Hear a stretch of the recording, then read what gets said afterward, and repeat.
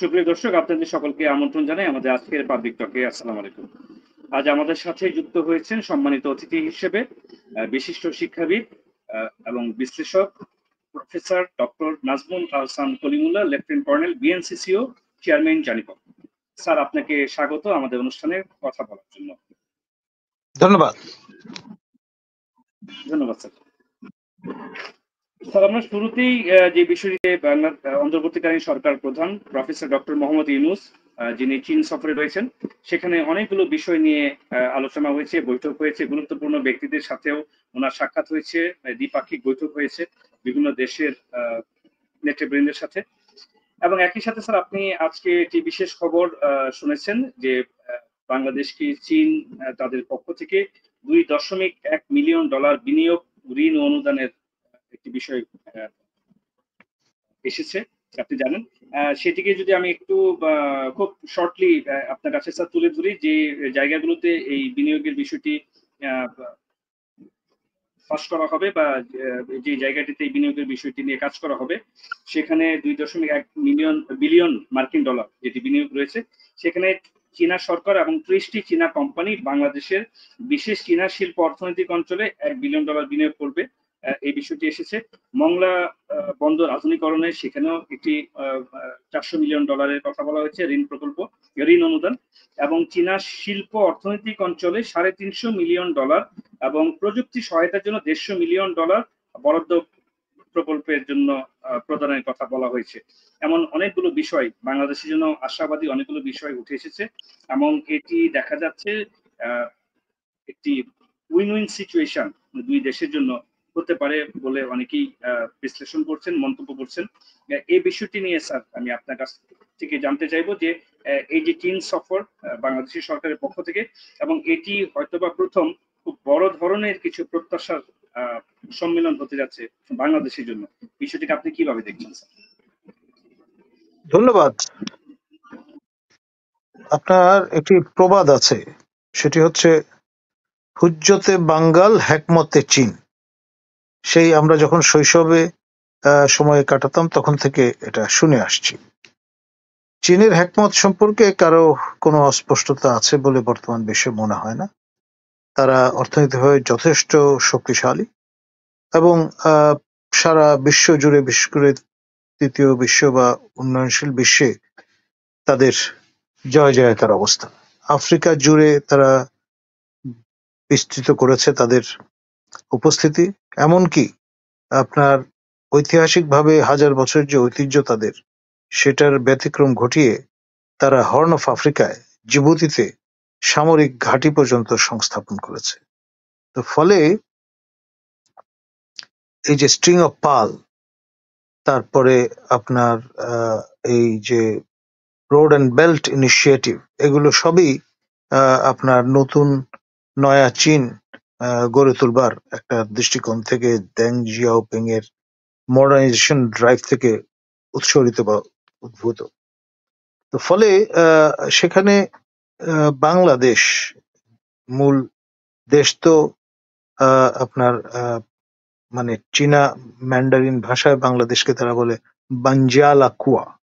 বানজিয়ালা মানে বাংলা, কুয়ো মানে দেশ।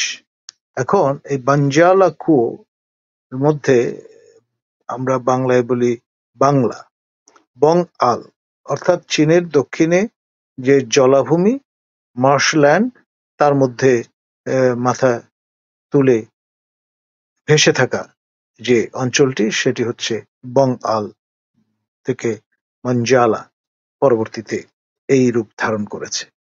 ঐতিহাসিকভাবে আমাদের সঙ্গে চীনের সম্পর্ক ছিল এবং সিল্ক রুট ধরে আমাদের এখানে আপনার টি বা চা কেক আসতো, অর্থাৎ তারা চা পাতা শুকিয়ে সেগুলোকে কেকের আকারে রূপান্তরিত করে আপনার রফতানি সুবিধার্থে সেই সকল যে কাফেলাগুলো আপনার মিয়ানমার, তারপরে আপনার এখানে তিব্বত এবং আপনার উচ্চভূমি দিয়ে নেমে আসার যে পথগুলো ছিল, ঐতিহাসিক পথ, তা দিয়ে আমাদের এখান পর্যন্ত পৌঁছাতো। আমাদের এখান থেকে নানান রকমের মশলা এবং সেই সঙ্গে আপনার এই মাছরাঙা পাখির পালক এগুলো রফতানি হতো। তো এইটা ঐতিহাসিক মেলবন্ধনের অংশ। এবং ঐতিহাসিকভাবে নানান সময়ে আমরা দেখেছি আপনার হিউয়েন সাং, মা হুয়ান প্রমুখ চৈনিক পরিব্রাজক তারা বাংলাদেশে এসছেন। এবং হিউয়েন সাং আমার যে পিতৃভূমি বা নিজ স্থায়ী ঠিকানা সেখানে এসছিলেন তৎকালীন সমতট রাজ্যে, বর্তমানে কুমিল্লা যে অঞ্চলটি সেখানে। এবং আমার গ্রামের নামে একটি তাম্র শাসন আছে যেটা কলকাতা জাদুঘরে রক্ষিত আছে, নাম হচ্ছে কৈলাইন তাম্র শাসন। এবং এখানে রাত রাজবংশের রাজধানী ছিল, এবং সেই রাত রাজবংশের প্রিন্স বা সায়ন ছিলেন মহাস্থবির শিলভদ্র, এবং তিনি নালন্দা মহাবিহারের আচার্য পদ অলঙ্কৃত করেছিলেন। এবং আপনার এই মহাস্থবির শিলভদ্রের একান্ত বাধ্যগত ছাত্র ছিলেন হিউয়েন সাং। এবং হিউয়েন সাং যখন দেশে ফিরে যান হিমালয় অতিক্রম করে, তাকে বেশ কিছু মহামূল্যবান ম্যানুস্ক্রিপ্ট প্রদান করেছিলেন আপনার আমাদের মহাস্থবির শিলভদ্র। এবং সেই ম্যানুস্ক্রিপ্ট গুলো মধ্যে একটি মাত্র আপনার আলোর মুখ দেখেছে এই বর্তমান বিশ্বে, এবং তাও এইরকম ভাবে যে হিউয়েন সাং এর দ্বারা সংগৃহীত এবং নিয়ে যাওয়া ম্যানুস্ক্রিপ্ট গুলোর মধ্যে একটি আপনার সাগর অতিক্রম করে জাপানে উপনীত হয়েছিল, এবং জাপানে সেটি এখন রক্ষিত আছে। তো ফলে এই যে ঐতিহাসিক মেলবন্ধন, এটি আমাদের নতুন নয়। আর পরস্পরের দিকে আমরা তাকিয়েছি। আপনার গত সরকারের সময় যে দুটি গ্রন্থ, শেখ মুজিবুর রহমান এর একটা অসমাপ্ত আত্মজীবনী এবং আরেকটি নয়া চীন, আমার দেখা নয়া চীনটা ব্যাপকভাবে বিপণনের একটা ব্যবস্থা হয়েছিল। এখন আইয়ুব আমলে আগে থেকে আপনার হোসেন শহীদ সোহরাওয়ার্দী যখন আপনার পাকিস্তানের প্রধানমন্ত্রী হয়েছিলেন, তিনি কিন্তু চীনের সঙ্গে সম্পর্ক স্থাপনের উদ্যোগ গ্রহণ করেন এক পাকিস্তানের আমলে। এবং তার পথ ধরে পরবর্তীতে আপনার এই 70-এর দশকে কিসিঞ্জার আপনার পাকিস্তানের সহায়তায় গিয়ে উপনীত হয়েছিলেন চীনে। এবং তার এই যে ব্রেক থ্রুটা, সেটাকে পিং পং ডিপ্লোমেসি বলা হয়ে থাকে। এবং চীন 71-এ আমাদের এই স্বাধীনতা যুদ্ধের সময়ে খুব আনকমফোর্টেবল একটা পজিশনে পড়ে গিয়েছিল। তার পরম মিত্র পাকিস্তান যারা শাসন করছেন, তারা অপারেশন সার্চ লাইট পরিচালনা করছেন, এটি ন্যাচারালি তাদের অস্বস্তির মধ্যে ফেলে দিয়েছিল। এবং সে কারণে শেষ অব্দি কিন্তু চীনের লাল ফৌজ দিদেন মাশরিকি পাকিস্তানে এসে উপনীত হয়নি আপনার এই ইহাইয়া যে জুনতা ছিল তাদের সমর্থনে। আর চোয়েন লাই তিনি মন্তব্য করেছিলেন যে ব্রিটিশরা এই সমস্যা টাইম বোমা পেতে রেখেছে, যাতে 23-24 বছর পরে তারা আপনার আসল চেহারা দেখায়। এইভাবে বিষয়টাকে তিনি বর্ণনা করেছিলেন। এবং খেয়াল করে দেখেন, চীন বাংলাদেশ স্বাধীন হওয়ার পরে এবং তাদের স্বীকৃতি প্রদানের আগ পর্যন্ত এই শেখ মুজিবুর রহমানের শাসন আমলে যতবারই বাংলাদেশ জাতিসংঘের সদস্যপদ লাভের চেষ্টা করেছে, ততবারই চীন তাদের ভেটো ক্ষমতা প্রয়োগ করেছে, যখন থেকে তারা জাতিসংঘের স্থায়ী সদস্যপদ লাভ করলো তাইওয়ানের স্থলে। তো সেই বিষয়টি আরো আপনার সিগনিফিক্যান্ট এই জন্যে যে 15ই আগস্টের বিয়োগান্তক পরিবর্তনের পরপরই চীন এবং সৌদি আরব বাংলাদেশ সরকারকে স্বীকৃতি প্রদান করে, এবং সেই থেকে আজ পর্যন্ত চীন কিন্তু স্টেডি একটা সম্পর্ক বজায় রেখেছে আমাদের সঙ্গে, সরকার নির্বিশেষে। খেয়াল করে দেখেন, আপনার হাসিনার আমলেও কিন্তু ধরম কম ছিল না, এবং আপনার বিপুল পরিমাণ অর্থ আমাদের এখানে বিনিয়োগের প্রতিশ্রুতি তারা দিয়ে রেখেছিলেন। এবং হাসিনার সর্বশেষ বিদেশ সফর ছিল কিন্তু চীন দেশে। এবং কোইন্সিডেন্টালি যারাই চীন দেশে গেছেন, আপনার আমাদের শেখ হাসিনা বলুন, তারপর শহীদ জিয়াউর রহমান বলুন, তারপরে আপনার এরশাদ বলুন, জেনারেল এরশাদ, প্রত্যেকের জন্য এই চীন সফর ছিল শেষ সফর। এরপর হয় তারা নিহত হয়েছেন অথবা ক্ষমতাচ্যুত হয়েছেন। তো ফলে এক ধরনের সংস্কার আছে এইরকম ব্যাড ওমেনের মতো, যে চীন থেকে ফিরলে বেশি দিন আর ক্ষমতায় থাকা যায় না। এই সবকিছু সত্ত্বেও আমি বলবো যে আমাদের মাননীয় প্রধান উপদেষ্টা নোবেল লরেট প্রফেসর ইউনূস রীতিমতো চীন জয় করে ফিরছেন আগামীকাল, এমনটাই আমরা বলবো। আমাদের শহীদ রাষ্ট্রপতি জিয়াউর রহমান যখন চীনে গিয়েছিলেন, তিনি আপনার পায়ে হেঁটে অনেকটা দূর আপনার এই গ্রেট ওয়াল অফ চায়নার এই অঞ্চলে হেঁটে বেরিয়েছিলেন, এবং সেই জন্য চীনারা তাকে বীর আখ্যা প্রদান করেছিল। এবং এটি এমন একটি মনুষ্য সৃষ্ট স্থাপনা, যেটি একমাত্র স্থাপনা খালি চোখে আপনার চাঁদের পৃষ্ঠ থেকে আপনার চোখে পড়ে পৃথিবী ভূপৃষ্ঠে। তো এই যে হ্যাকমতে চীন, তারা আপনার মাও সেতুং এর সেই চীন আর নয়, এটি দেং জিয়াওপিং এর যে মডার্নাইজেশন ড্রাইভ, তার ফলে যে সাকসেসিভ রেজিম গুলো এসছে সেই পথ ধরে হাঁটছে, এবং আপনার একটা ইকোনমিক জায়ান্টে পরিণত হয়েছে। এখন চীনের ব্যাকইয়ার্ড এক অর্থে বাংলাদেশ, মিয়ানমার তো পরিচিতই বিশ্বব্যাপী ক্লায়েন্ট স্টেট অফ চায়না হিসেবে। আবার চায়না যে পলিসিটা পার্সু করছে ভেরি প্র্যাগম্যাটিক, সেটি হচ্ছে এক চীন দুই ব্যবস্থা। এর আওতায় তারা হংকং স্পেশালি অ্যাডমিনিস্ট্রেটেড জোন তাকে তাদের আওতাভুক্ত করেছে, এবং একইভাবে আপনার মাকাও পর্তুগিজ যে এনক্লেভটি ছিল সেটিও তারা করায়ত্ত করেছে, এবং একই পলিসি তারা পার্সু করার চেষ্টা করছে তাইওয়ানের নিরিখে, কিন্তু সেটি এখন পর্যন্ত কোনো ব্রেক থ্রু তারা নিয়ে আসতে পারেনি। আর আমরা এখানে যেটা বলা ভালো, আমি নিজে আন্তর্জাতিক পর্যবেক্ষক হিসেবে প্রথম যেই আপনার কাউন্সিল নির্বাচনটি অনুষ্ঠিত হয়েছিল specially administrated zone of China Hong এ, সেখানে আমি প্রতিটি নির্বাচন কেন্দ্র সরজমিনে পর্যবেক্ষণ করেছি। এবং চায়নায় অবস্থিত যেই হংকং বলে যে স্পেশালি অ্যাডমিনিস্ট্রেটেড জোন, এখানে আপনার হিউম্যান রাইটস নিয়ে কাজ করে এমন একটি সংগঠনের আমি জীবন সদস্য। তো ফলে আমার একটা নজর সবসময় এই অঞ্চলের দিকে আছে, এবং চীন ক্রমে আপনার রিজিওনাল পাওয়ার থেকে সুপার পাওয়ারে পরিণত হয়েছে, এবং চায়না এবং ইন্ডিয়া দুই দেশেরই ব্যাকইয়ার্ড বাংলাদেশ।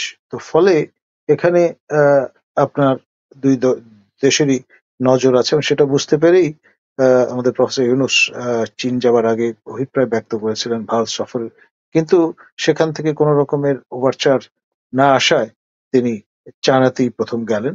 এবং আপনার চীনের সঙ্গে যে চুক্তিগুলি স্বাক্ষরিত হয়েছে, যে এমওইউগুলি স্বাক্ষরিত হয়েছে, তা আপনার দীর্ঘদিন ধরে এর ইম্প্যাক্ট অনুভূত হবে বলে আমার ধারণা, সরকার নির্বিশেষে। কারণ হচ্ছে সরকার আসবে যাবে, কিন্তু দেশ থাকবে। আর এই সৎ প্রতিবেশী সুলভ যে সম্পর্ক চীনের সঙ্গে ঐতিহাসিক যে মেলবন্ধন, সেটা একদিনে গড়ে ওঠেনি। সুতরাং তার একটা ইম্প্যাক্ট অনেকদিন ধরে অনুভূত হবে বলে আমরা মনে করি। ধন্যবাদ। ধন্যবাদ স্যার। আমি যেটি জানতে চাচ্ছিলাম সেটি আপনি জানেন এটি ইতিমধ্যে আলোচনা হচ্ছে বিভিন্ন মহলে। সেটি হচ্ছে যে আসন্ন বিমস্টেক সম্মেলনে মোদি এবং ইউনূস বৈঠক হয়তো বা হবে না। ভারতের পররাষ্ট্র দপ্তরের পক্ষ থেকে এই ধরনের একটি তথ্য জানানো হয়েছে। বিষয়টিকে স্যার আপনি কিভাবে দেখছেন? এটি না হওয়ার পেছনে কি কারণ রয়েছে? আর এটি না হওয়ার পেছনে কোন সূক্ষ্ম কোনো কারণ, নাকি আরো সম্পর্কের অবনতির দিকে যাচ্ছে? নিঃসন্দেহে বোঝা যায় তাহলে ভারত বাংলাদেশ সম্পর্ক যে টানাপোড়েন চলছে, তাহলে সার্বিক বিষয়টি কি আপনার কাছে মনে হচ্ছে স্যার? এই ধন্যবাদ। ধরনের দেখুন, সিদ্ধান্তে ভারত কেন? স্টিক করলো আমি কেন এই ধরনের সিদ্ধান্তে? অবাক বাংলাদেশের হইনি, তো কারণ চেষ্টা করেন। তারা তারা মোটা দাগে তাদের যেই শর্তটা সেটা পাবলিক করে দিয়েছে। তাদের সেনাবাহিনী প্রধান অন্তত দুটি অকেশনে পরিষ্কার বলে দিয়েছেন, যতদিন পর্যন্ত রিপ্রেজেন্টেটিভ গোছের সরকার বাংলাদেশে কায়েম না হচ্ছে, ক্ষমতায় না আসছে, ততদিন পর্যন্ত তারা কোনো রকমের আপনার ডিলে বা ইন্টারাকশনে বা কোনো রকমের চুক্তি স্বাক্ষরের কোনো অকেশনে তারা মোতায়েন থাকবেন না, এটি পরিষ্কার।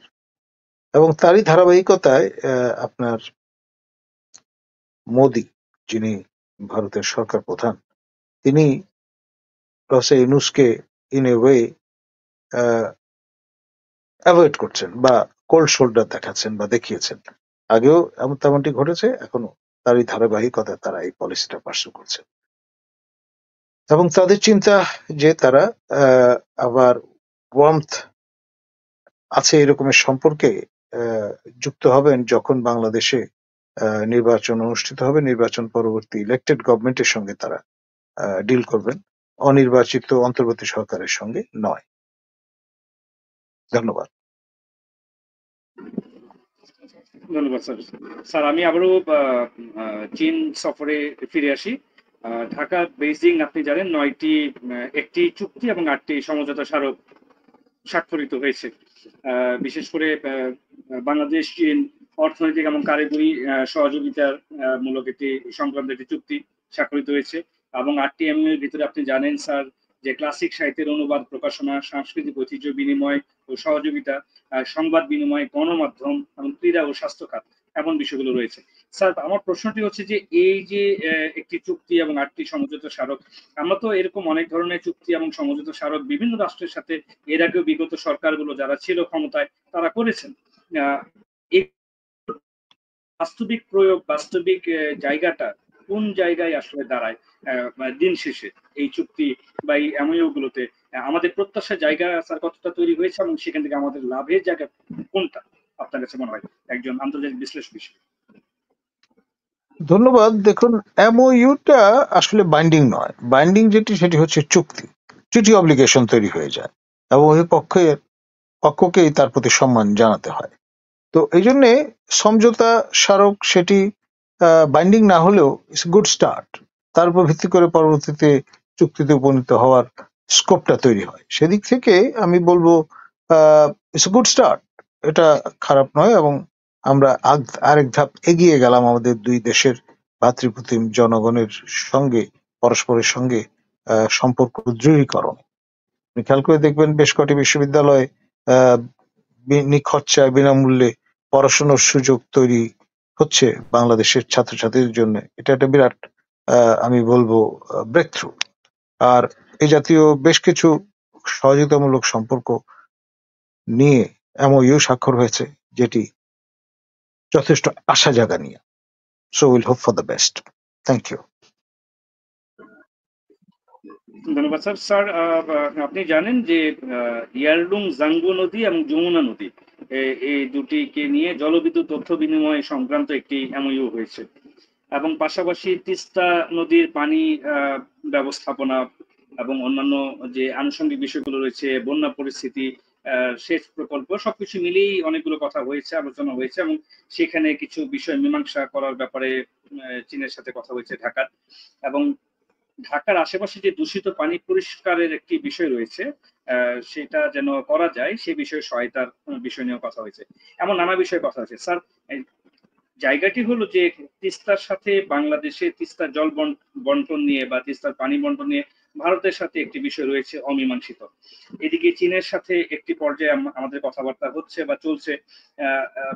এই বিষয়টি কোনো কারণে আমাদের জন্য এবং চীনের সাথে এটিতে আমরা জড়ালে সেখানে আমাদের লাভের জায়গা কোনটি এক, এবং দ্বিতীয় হচ্ছে যে স্যার ভারতের সাথে যেটি এখনো অমীমাংসিত রয়ে গেছে সেটির সাথেও এটির প্রভাবের কোনো জায়গা তৈরি হচ্ছে কিনা, দেখুন, কোনো যোগসূত্র রয়েছে কিনা? তিস্তার স্ট্র্যাটেজিক ইম্পর্টেন্স অনেক বেশি, সে কারণেই এই স্পর্শকাতরতা। ভারত এখন পর্যন্ত কোন রকমের ব্রেক থ্রু ঘটাতে দেয়নি বা আমরা সক্ষম হইনি, এবং সেইটা চীনের জন্য মহা সুযোগ তৈরি করে দিয়েছে, এটাও ঠিক। তো সব মিলিয়ে আমাদের কিন্তু খুব কেয়ারফুলি বিষয়টাকে ডিল করতে হবে, হ্যান্ডেল করতে হবে। কারণ হচ্ছে এটা অলমোস্ট সার্কাসের দড়ির উপর দিয়ে হেঁটে যাওয়ার মতো কঠিন কাজ, মানে ব্যালেন্সিং অ্যাক্ট। এইটা সবসময় আমাদের মাথায় রাখতে হবে। কারণ আপনার ভারতের এই তিস্তা নদী, এটি কিন্তু সিকিম থেকে উৎসরিত। সিকিম একটা সময় আপনার স্বাধীন রাজ্য বা রাষ্ট্র ছিল, এখন গণভোটের মাধ্যমে ভারত ভুক্তির মধ্য দিয়ে তাদের একটি অঙ্গরাজ্যে পরিণত হয়েছে। তো সুতরাং সেখানে আপা রিভারাইন বেল্টে সেখানে প্রচুর পানি তারা এখান থেকে জল সিঞ্চন করে বা নানান কায়দায় খাল কেটে ডাইভার্ট করে নিয়েছেন। ফলে তিস্তায় আপনার জলের প্রাপ্যতার পরিমাণও কিন্তু কমে গেছে। তো ফলে আমাদের একটা কম্প্রিহেন্সিভ সেটেলমেন্টে অন বোর্ড ভারতকে নিয়ে যদি আমরা আসতে পারি, সিকিম তো তারই অংশ, এর কিছু কিছু ট্রাইবেটারি হয়তো ভুটান থেকেও এসছে। সব মিলিয়ে আমাদের প্র্যাগমেটিক হতে হবে, দ্রুততম সময়ের মধ্যে একটা ব্রেক থ্রু হাজির করতে হবে, এবং ইমোশনাল হলে চলবে না। ধন্যবাদ। স্যার, আপনি একটু জানেন যে এটির সাথেই সম্পর্কিত যে তিস্তা নদী সমন্বিত ব্যবস্থাপনা এবং পুনরুদ্ধার প্রকল্প কাজের বিষয়ে আন্তর্জাতিক নিলামে চীনা কোম্পানির একটি অংশগ্রহণের সম্ভাবনা তৈরি হয়েছে, এটি নিয়ে আলোচনা হয়েছে। তো স্যার, আমি একটু আগেও যেটি উল্লেখ করেছিলাম যে পাশাপাশি তিস্তা নদীর ইস্যুর সাথে দিয়ে যে এই যে যমুনা এবং ইয়ারলুং জাঙ্গো নদীর যে জলবিদ্যুৎ তথ্য বিনিময় সংক্রান্ত এমওইউ, স্যার, আমাদের সার্বিক মানে একদম সার্বিক জায়গাটি যেটি যে আমাদের আশার আলো, স্পেসিফিকলি আশার আলো কোন জায়গা এখান দেখুন, থেকে আমাদের আমাদের এই যে কতটা তৈরি হবে? ঐতিহাসিকভাবে আমরা যেটা জানি, তিব্বত যেটি চীনের অংশ, সেখানে সাংপো নামে এই নদী উৎসরিত হয়ে আপনার ভারতের অরুণাচল রাজ্যের মধ্য দিয়ে আসাম হয়ে বাংলাদেশে আপনার এই কুড়িগ্রাম এবং জামালপুর জেলার মাঝখান দিয়ে এটি প্রবেশ করেছে এবং নাম ধারণ করেছে ব্রহ্মপুত্র যমুনা। এবং এই যে দীর্ঘ পথ পরিক্রমা এই জায়ান্ট রিভারের, তারপর ন্যাশনাল জিওগ্রাফিক একটা কভার স্টোরি করেছিল, সেটি আমি দেখেছিলাম এবং খুবই কৌতূহল উদ্দীপক। এবং পুরাতন ব্রহ্মপুত্র আর নতুন ব্রহ্মপুত্র, অর্থাৎ যেখানে এসে যমুনা নাম ধারণ করলো, এই বিশাল স্রোত ও ধারা আপনার পরে মিলিত হয়েছে পদ্মা নদী বা গঙ্গার সঙ্গে। তারপর এই দুই কনফ্লুয়েন্স অফ রিভার গিয়ে আপনার মিলিত হয়েছে মেঘনা নদীর সঙ্গে চাঁদপুরের সন্নিকটে, এবং এই তিন নদীর স্রোতধারা বে অফ বেঙ্গলে গিয়ে পড়েছে। তো সব মিলিয়ে এই যে এমওইউটা, সেটা একটা নতুন মাত্রা যোগ করলো। কারণ হচ্ছে ব্রহ্মপুত্র বা যমুনা এই নদীটা শুধুমাত্র দুই দেশের মধ্যে প্রবাহিত না, তিন দেশের মধ্যে। তো সেই জন্যে এই যে এমওইউটা, সেটি একটা নতুন দিগন্ত উন্মোচন করলো বাংলাদেশের জন্য, যে আমাদের পানি সমস্যা বাইল্যাটারালি সমাধান করতে হবে সকল ক্ষেত্রে, এমন কোনো সীমাবদ্ধতা থাকলো না। আমাদের মাল্টিল্যাটারাল অ্যারেঞ্জমেন্টে গেলেও সুফল পেলেও আমরা পেতে পারি, সেরকমের একটি ডাইমেনশন উন্মোচিত হলো। ধন্যবাদ।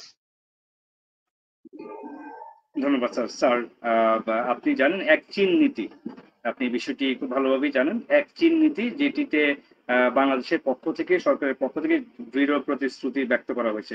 আমরা জানি, এটিও জানি যে বিগত বিভিন্ন সরকারের সময়েও চীনের পক্ষ থেকে বাংলাদেশের কাছ থেকে এক চীন নীতির বিষয়ে সমর্থন সবসময় চাচ্ছিল চীন, চীন সরকার বা রাষ্ট্র হিসেবে। তো স্যার, সেখানে এক চীন নীতিতে যেটি উঠে আসে যে তাইওয়ানের স্বাধীনতা যে বিষয়টি বা তাইওয়ান ইস্যুতে সবসময় চীন চায় যে তার পাশে বিভিন্ন রাষ্ট্রগুলো থাকুক এই এক চীন নীতিকে অবলম্বন করে বা অনুসরণ করে। বাংলাদেশ তো একটি ঘোষণা দিয়েছে। এই বিষয়টিকে স্যার আপনি এখন কিভাবে দেখছেন যে এটির ফলে আপনি জানেন যে তাইওয়ান ইস্যুতে যুক্তরাষ্ট্রের সাথে চীনের বিরোধ রয়েছে, সেখানে অনেকগুলো বিষয় রয়েছে। তো সেই জায়গাটি থেকে বাংলাদেশের এই যে মনোভাব আমরা ব্যক্ত করলাম, তাতে করে কি পশ্চিমা বিশ্ব, যুক্তরাষ্ট্র তাদের সাথে আমাদের সম্পর্ক কোনো কারণে অবনমনের সুযোগ রয়েছে কি, বা কোনো শঙ্কা রয়েছে? দেখুন, চীন এবং যুক্তরাষ্ট্র তারা কিন্তু দে আর vying for sort of ensuring their sway এখন at each other's expense। সেখানে কোয়াড বলে যে জোটটি গঠিত হয়েছে তার সদস্য যুক্তরাষ্ট্র এবং ভারত। মালাক্কা প্রণালী খুব গুরুত্বপূর্ণ একটি প্যাসেজ, সেইটি অল্টারনেটিভ চীনকে খুঁজে বের করতে হবে নিরাপত্তা জনিত কারণেই, এবং সে কারণেই মিয়ানমার এবং বাংলাদেশ চীনের জন্য গুরুত্বপূর্ণ। আর এখানে আপনার কোকো আইল্যান্ডে বঙ্গোপসাগরে মিয়ানমারের দ্বীপ একটি, সেখানে চীন নৌ ঘাঁটি স্থাপন করেছে। এখন এর ইমপ্লিকেশন ফার রিচিং। দক্ষিণে আন্দামান নিকোবর দ্বীপপুঞ্জ ভারতের টেরিটরি, কেন্দ্রশাসিত অঞ্চল, সেখানে আপনার by now India blue water নেভিতে রূপান্তরিত হয়েছে, তাদের এয়ারক্রাফট ক্যারিয়ারও আছে। তো সব মিলিয়ে এর সঙ্গে পাল্লা দিয়ে আমরা যেটা করেছি, আমরা আমাদের ত্রিমাত্রিক একটি জায়গায় নিয়ে যাওয়ার চেষ্টা করেছি আমাদের নেভিকে। এখানে আমাদের সংযোজিত হয়েছে সাবমেরিন, যেটা চীন দেশ থেকে আমরা আমদানি করেছি, এবং এটা নিয়ে প্রথম থেকেই ভারতের আইব্রাও আমরা রেজ হতে দেখেছি। আমি লেফটেন্যান্ট জেনারেল সোহরাওয়ার্দী অবসরপ্রাপ্ত, তার নেতৃত্বে একটি সামরিক ডেলিগেশন নিয়ে ভারতের নয়াদিল্লিতে গিয়েছিলাম ওআরএফ এর আমন্ত্রণে, এবং সেখানে দেখলাম যে তখন মাত্র নতুন এই চীনা সাবমেরিন গুলো অপারেট করা শুরু করেছে। এটা নিয়ে তাদের অ্যাংরি রিয়াকশন একেবারে কাছ থেকে লক্ষ্য করলাম, এবং তারা খুবই আপনার স্পর্শকাতর এই বিষয়ে যে চীনা ক্রুরা আপনার এই সাবমেরিন গুলো প্রাথমিক অবস্থায় ম্যানিং করবে, এটি তারা কোনোভাবেই মানতে নারাজ। তো ফলে হয়তো দেখা গেছে যে সাবমেরিন আমরা প্রকিউর করেছি, কিন্তু যথোপযুক্ত টর্পেডো হয়তো সংস্থাপন করা হয়ে ওঠেনি। তো ফলে এই যে অবস্থাটা, এটি দিন দিন এখন চীনের সঙ্গে যদি আমাদের আন্ডারস্ট্যান্ডিংটা আরো গভীর থেকে গভীরতর হয়, সেটা হবে at the expense of India Bangladesh relation, এটি খোলামেলাই বলা যায়। ধন্যবাদ। জি, ধন্যবাদ স্যার। স্যার, ট্রাম্প সম্প্রতি শুভেচ্ছা জানিয়েছেন, মার্কিন যুক্তরাষ্ট্রের প্রেসিডেন্ট ডোনাল্ড ট্রাম্প স্বাধীনতা দিবসের শুভেচ্ছা বার্তা পাঠিয়েছেন। রাশিয়ার প্রেসিডেন্ট উনিও পাঠিয়েছেন, ভ্লাদিমির পুতিন। এবং যুক্তরাষ্ট্রের পক্ষ থেকে বাংলাদেশের সাথে যে বিষয়গুলো নিয়ে কথা হয়েছে মানে শোনা বার্তা, শুভেচ্ছা বার্তায় যে বিষয়গুলো উঠে এসেছে, সেখানে কিন্তু উল্লেখ করা হয়েছে যে বাংলাদেশের সাথে অংশীদারিত্ব অব্যাহত রাখার ব্যাপারে প্রতিশ্রুতিবদ্ধ যুক্তরাষ্ট্র। দ্বিপাক্ষিক অর্থনৈতিক উন্নয়ন, সেটির ক্ষেত্রেও যুক্তরাষ্ট্র কনসার্ন নিয়ে কাজ করবে, এবং সম্পর্ক জোরদার করা হবে। ইন্দো প্যাসিফিক নিরাপত্তা বৃদ্ধি, গণতন্ত্রের উন্নয়ন, অর্থনৈতিক উন্নয়ন, এবং এরকম নানা বিষয়ে কথা উঠে এসেছে ট্রাম্পের বার্তায়। তো যেখানে বিভিন্ন ধরনের প্রোপাগান্ডার মাঝে সরকারকে নিয়ে বিব্রত করার চেষ্টা করা হচ্ছিল বিভিন্ন মহল থেকে বা বিভিন্ন জায়গা থেকে, সে সময় চীন সফর, একদিকে ট্রাম্পের একটি বিশেষ শুভেচ্ছা বার্তা স্বাধীনতা দিবস উপলক্ষে, রাশিয়ার পক্ষ থেকে শুভেচ্ছা বার্তা, এই সার্বিক বিষয়টি সরকারের জন্য তো একটি ইতিবাচক দিক বহন করে বলে সবাই মনে করছেন, সকলেরই ধারণা। এই বিষয়টি কিন্তু আপনি কিভাবে দেখছেন? একদিকে চীন সফর, একদিকে দেখুন, মার্কিন যুক্তরাষ্ট্রের পক্ষ থেকে বাংলাদেশের সরকারের প্রতি সমর্থন এবং শুভেচ্ছা সব মিলিয়ে। দেখুন, আন্তর্জাতিক সম্পর্ক বিষয়ের প্রথম বর্ষের একজন ছাত্র বা ছাত্রীও বুঝবেন যে এই বিষয়গুলো নিছক ডিপ্লোম্যাটিক নাইসিটির অংশ। আজকে যদি এখানে শেখ হাসিনা কিংবা খালেদা জিয়া কিংবা এরশাদও ক্ষমতায় থাকতেন, তাদের উদ্দেশ্যেও এইরকম বার্তা প্রেরণ করা হতো, এতে কোনো সন্দেহ নেই, অ্যাক্রস দি গ্লোব। এটি আমরা পেয়ে অভ্যস্ত। সুতরাং এটা দেখে কেউ যদি এই ইনফারেন্স ড্র করেন যে একটা ওয়ার্ম রিলেশন আছে, সেটার বহিঃপ্রকাশ এইগুলো, যেমন আপনার মোদি, তিনি আপনার আমাদের প্রফেসর ইউনূসের সঙ্গে অপারগ এক অর্থে বৈঠক করতে, কিন্তু আবার তিনিও এরকম একটি শুভেচ্ছা বার্তা পাঠিয়েছেন। এখন এটা দেখে আমরা যদি আহ্লাদিত হই এবং ভাবি ভারত আমাদের প্রতি অলিভ ব্রাঞ্চ এগিয়ে দিয়েছে, সুতরাং ভারতের সঙ্গে আমাদের সকল সমস্যার সমাধান হয়ে গেছে, এর চেয়ে মুখ্যতা আর কিছু হবে বলে আমি মনে করি না।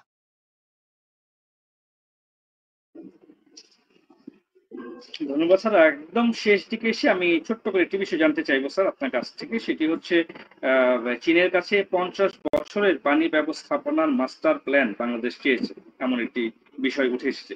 এই বিষয়টি আসলে কি, এটি নিয়ে যদি স্যার আপনার পক্ষ থেকে একটি বিশ্লেষণ দর্শকদের উদ্দেশ্যে জানান, এই বিষয়টি সম্পর্কে অনেকেই হয়তো বা বোধগম্য নয়। দেখুন, আপনার নিশ্চয়ই মনে আছে শেখ হাসিনার আমলে পরিকল্পনা কমিশনের উদ্যোগে আপনার নানান রকমের পরিকল্পনা তৈরি করা হতো, একেবারে শতবর্ষ মেয়াদী প্ল্যান। সেই অনুপ্রেরণাটা কিন্তু চীন থেকে নেয়া। চীন এবং বাংলাদেশ বাদে আর কোনো দেশে আমার জানা মতে শতবর্ষব্যাপী পরিকল্পনা আপনার ডকুমেন্ট হাজির করবার কোনো নজির নেই। এখন সেদিক থেকে অর্ধ শতাব্দী ব্যাপী এই যে ফিজিবিলিটি স্টাডির যে উদ্যোগটি গ্রহণ করা হয়েছে, এটা একটা সৎ চিন্তা, মহৎ চিন্তা, আমি সাধুবাদ জানাই। এবং এটি উভয় দেশেই জন্য কাজে লাগবে। ফিজিবিলিটি তো ফিজিবিলিটি, এটি সম্ভাবনার দ্বার কত ক্ষেত্রে উন্মোচিত হতে পারে তার স্বরূপ জানা যাবে এর মাধ্যমে। ধন্যবাদ। স্যার ধন্যবাদ স্যার, আপনাকে স্যার অসংখ্য ধন্যবাদ আমাদের সাথে এতক্ষণ যুক্ত থেকে দর্শকদের উদ্দেশ্যে আপনার অত্যন্ত মূল্যবান মতামত এবং বিশ্লেষণ তুলে ধরার জন্য। অসংখ্য ধন্যবাদ স্যার আপনাকে। ধন্যবাদ। সুপ্রিয় দর্শক, আজকের মতো এই ছিল আমাদের পাবলিক টকে। আবারও দেখা হবে নতুন কোনো বিষয় নিয়ে। ততক্ষণ পর্যন্ত ভালো থাকুন, সতর্ক থাকুন। সবাইকে অনেক অনেক শুভেচ্ছা এবং ধন্যবাদ। শুভরাত্রি।